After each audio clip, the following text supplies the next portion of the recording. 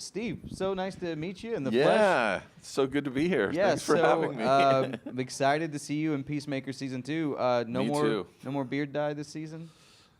It's still being dyed. In general, my beard is like Santa Claus white. I mean, there's dye in it right now. Oh. Sorry, I don't mean to show you how the sausage was made, but yeah, I mean, James, there was talk between us between season 1 and 2. I was like, so what do you want to do? And he said, literally, it doesn't matter. He goes, I don't care. If you want to dye it, you can dye it. If you want to let it be white. And I'm just too vain to let it be white. So I was like, let's just dye it so it looks kind of normal. I think you'd look great with white beard hair. Thanks, man. Yeah. Just you got to own it, I guess. Just own it. You've got a lovely personality. Oh my God, thank you. Let it. Who Thanks, thank you.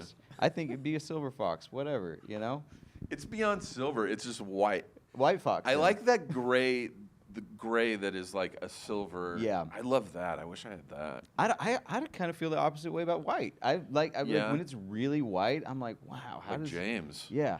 James's Exactly. looks and really it was cool. overnight too. Like I remember it was like It took a pandemic. Yeah, and then when I saw him again, I was like, I actually think he looks better now. I do too. I think it looks so cool. Yeah.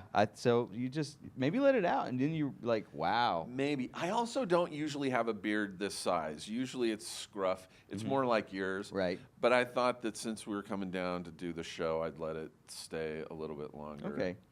And it'll be shaved. Well, one thing I wanted to ask you is that if Peacemaker season 2 is technically in a new DC universe, because there's a little thing about it being like now we're in the DCU. Does that mean that this version of John Economos still has gorilla blood on his hands?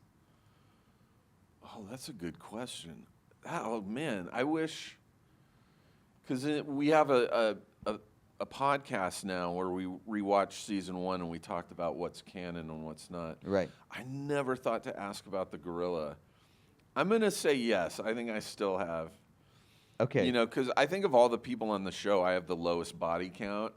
So I want to keep it as high as I can. I actually love that scene so much. You better strap in. I got so many gorilla questions. Oh, good. Yeah, please. It's really funny because we shot out of order season 1, and there's a scene where we're shooting in an animal hospital, and there was a newspaper that Props had made on just the table where the magazines in the waiting room would be. And there was one about a gorilla that had been killed. And I didn't put 2 and 2 together until we actually filmed the episode where I killed the gorilla. I'm like, oh my God, I was the killer of that gorilla. Yeah. What do you think Gorilla Grodd would say if he ever found out that you killed a gorilla with a chainsaw? I hope he'd be cool about it because that gorilla was clearly under the influence of butterflies. But also, it's still a gorilla murder. Yeah. Yeah, I could see him being mildly offended. Yeah. At least hyper aware of me being around. Now, how does John's relationship evolve with Peacemaker throughout season 2? I think season 2, Peacemaker and I are a lot cooler with each other. Yeah. I don't want to give too much away, but yeah, it's definitely a better relationship. Now, if you could pick any DC character across the board for John to appear on screen with, who would be your ideal candidate? Well, I don't think it's a spoiler anymore because Superman's already out, but he does have a little bit of a cameo. But he's not with Superman. I would love to see that.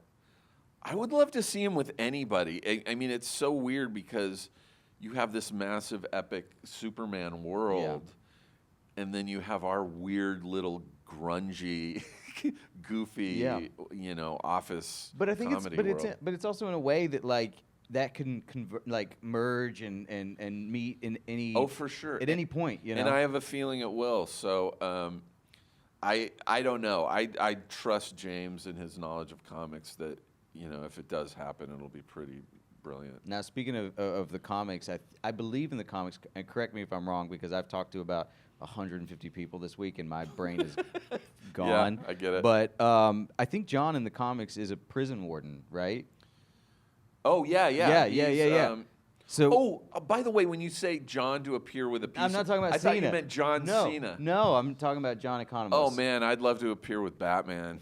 Oh, I love Batman. Okay, all right. Okay, well, yeah, insert that, me with Batman. Because when you said cameo, I was like, were you going to? But then again, I have talked to a lot of people and lost a lot of sleep the last couple of weeks. It's hard for me. I separate the two. John Economos.